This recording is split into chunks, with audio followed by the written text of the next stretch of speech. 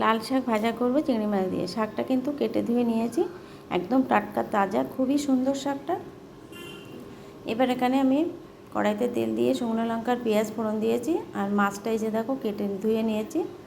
মাছটা কিন্তু সব দেবো না, অল্প কিছুটা দিলাম। আর অল্প আর একটা তরকারি দিয়ে মাছটা রান্না করব।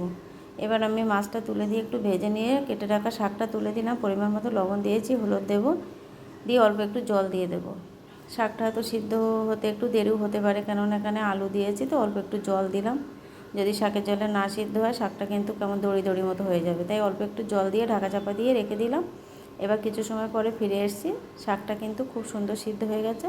এবার একটু নাড়াচাড়া করে জলটা শুকানো পর্যন্ত নাড়াচাড়া করব। তারপরে জলটা শুকিয়ে আসলে অল্প সামান্য দুদানা মিষ্টি মানে চিনি দিয়ে নামিয়ে নিলাম। শাক ভাজাটা রেডি হয়ে গেছে। বন্ধুরা, কেমন হয়েছে কমেন্টে জানিও। খেতে কিন্তু খুবই সুন্দর হয়েছিল লাল শাক ভাজাটা, দেখতেও সুন্দর হয়েছিল।